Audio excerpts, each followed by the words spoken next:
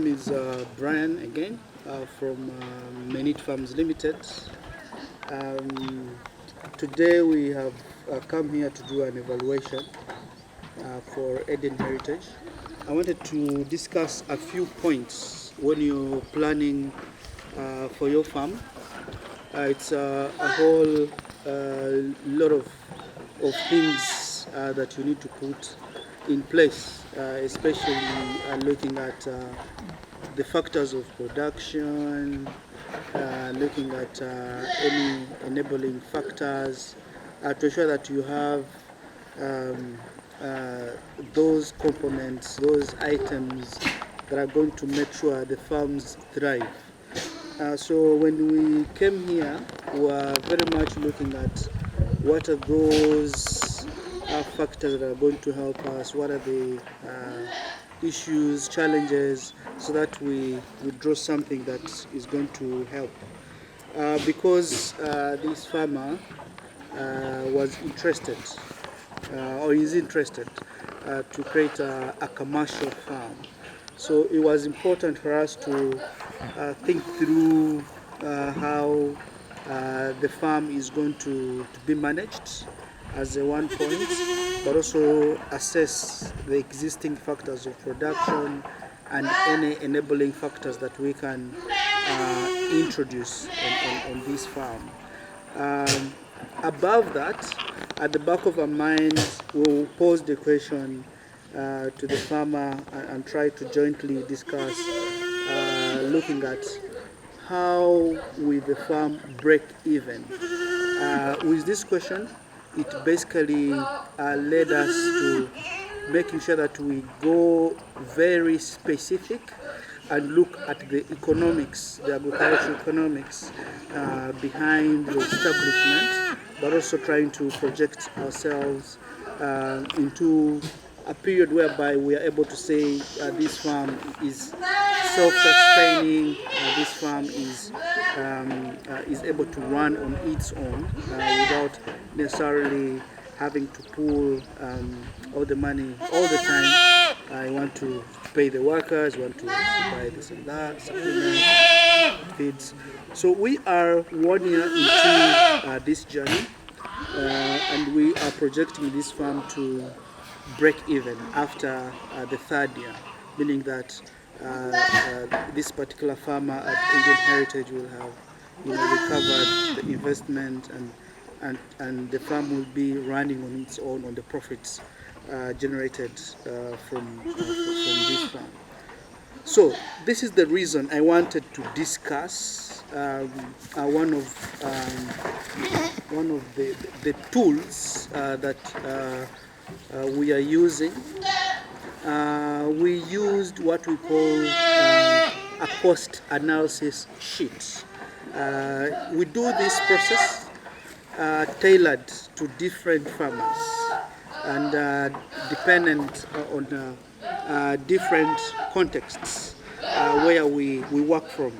So the way the cost analysis works, it has different parts and variables. So variables is more of items that will be used to determine different observations on the farm. Either is the cost or the revenue or the profit, the loss, and so on.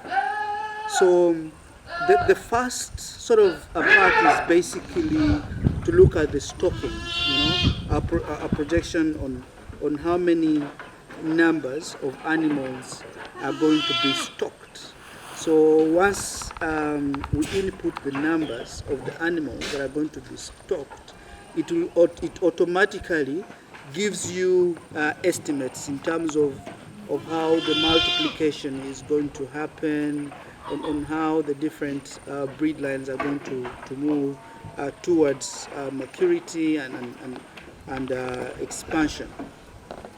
So the second part will basically show you, after the assessment, we include different cost-related items to establish the farm or to rejuvenate the farm. So for instance, after looking at the factors of production, land, so we want to see what was the cost of the land, what is the cost of of the animal structure, what's the cost of any establishment, water, irrigation, pasture, and so on, including buying of the animals themselves. So we put all these related costs, and then we categorize what the fixed costs are, what our variable costs are. So those that are variable, we include them in our recurring years to make sure that we are cognizant of those costs that are recurrent year in, year out towards the break-even point. As you can see on this sheet, we have 1 year treated as the year of investment with all the different costs items. We have the second year only picking up the variable costs or recurring costs, and then the third year as well picking up the variable costs in that order. So in this sense, you are able to know, to have an idea based on the number of animals you want to start with. So for instance, if it is maybe stocking a minimum of 60 animals, so it's going to give you, depending on the prevailing market, the 60 animals as the opening stock, they're going to give you a picture of related costs that are involved to make sure that you develop the herd. You multiply the numbers to the break-even point. So in terms of the feed, in terms of the variable costs and the fixed costs that I explained earlier on, it's going to give you a clear picture so that you make a decision depending on your readiness, on your revenue streams, on how the resources are available for you to establish the farm. So it's a very, very, very interesting and key decision tool whereby you look at the different cost items and then you make a decision what to pause, what to prioritize, what to put on the farm and what not to put on the farm, but without compromising the standard practices, the technically accepted practices. So once we have that costing and tagging different costs related to that particular context, because all the cost values are picked from those contexts. So if we have maybe a farm being established in the central part of the country here in Uganda, we use the prevailing costs related values for those items that are in that particular region. Or if we want to establish a farm in another country, for instance, outside of Uganda, we use knowledge about the prevailing prices and costs for those particular items in those contexts. So it doesn't, it's not static, it doesn't really matter you are, so we see it and look at the prevailing prices and then put together a cost sheet of the items that have been identified as needed to be on the farm to factor the production and ensure that they're enabling the production on your farm. So once we do that, that's the decision-making process, decision-making sheet. It also feeds into another part in another sheet, which is mainly the multiplication sheet. It also has a spread over the different periods of time, and for this case, 3 years. So if you started with 60 animals, what do we expect after the 6 months? What numbers do we expect, and going forward after a year, after 2 years, and so on. Uniquely, because planning takes a lot of different factors, in some cases it may not be perfect. So that's why on our cost analysis, when we are looking at the multiplication, we use the minimum values, the minimum numbers. What do I mean by minimum numbers? So we use the, if all factors are constant, the worst case scenario, something that you should have, whether you have challenges on the farm or whether the farm is full running. So we use this minimum estimates and values and numbers because we don't want to don't want to be over ambitious in over projecting and yet it may be affected by different external environments. So in addition to the minimum numbers, we also use assumptions. But first of all, just to explain the minimum. So if there are 60 animals that you have stocked on the farm, we expect on the minimum at least each female goat out of those 60 animals to give birth to at least one kid. Okay, but we know it can give birth to more than one if they're well fed, if it's a good breed line, and so on. So we want to use this minimum number so that we are able to be very specific, very much exact, and to have numbers that are more reliable when we are doing the planning process. So in that planning sheet and multiplication sheet, it also has considerations for different breeds. So looking at the F1, that is the first generation breed type, as a result of crossing either a superior breed with a local breed, and the second generation, which is F2, as a result of crossing the offspring from F1, and so on. So it goes on, detailing the different breeds that we should expect if we have that controlled breeding in nature.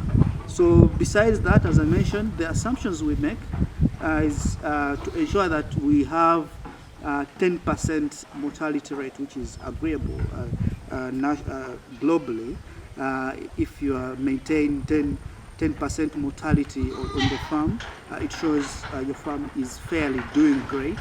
If it is beyond that, then that's a problem. So all the work we do is to ensure that we have direction towards maintaining that below 10% mortality rates on the farm. The other assumption is we assume that it's going to be at least 90% pregnancy rates, meaning that at least 90% of all the does on the farm should get pregnant. Of course, all of them can get pregnant, but I want to make sure that we are maintaining the minimum standard and making that assumption. On the feeding as well, we want to make sure that we have precision in the feeding and able to manage the nutrition and the satisfaction of the animals. That's why at least each adult goat should feed on 3 bells, for instance, for a period of 10 days as an assumption. So even when we are planning the feeds, we make sure that the workers on the farm are able to manage that kind of approach. So we do all different feed rations depending on each feed on the ground, including the supplementation, because we recently introduced the pellets for different categories of the animals. We have lactating mothers, we have pellets for kids, pellets for general herd, and pellets for a specific special needs animal. So all these are factored into as assumption. The other assumption that we make is on the productivity, on extra products, byproducts. For example, we know at least each adult goat should give us at least 138 kilograms of manure by the end of each year. So with such numbers, we're able to use for adult goats to know if we are to add value on manure, how much do we expect given the number of the size of manure we expect at the end of the year and on a regular basis. So those assumptions there are put on this multiplication planning sheet, and then we attach a different cost to indicate the revenue. If we sold at that particular cost, what revenue do we expect? If 90% of the animals have given birth, what revenue do we expect from there? If we have over maybe 40,000 kilograms of manure, or each goat is giving us 138 kilograms of manure each year, if we decided to sell such manure, targeting urban farmers, after using part of the manure, how much revenue we expect from that? So that is also another way of planning and showing you how much you expect at the end of the day if we are selling the animal given the different breeds that I've showed you, how much do we expect.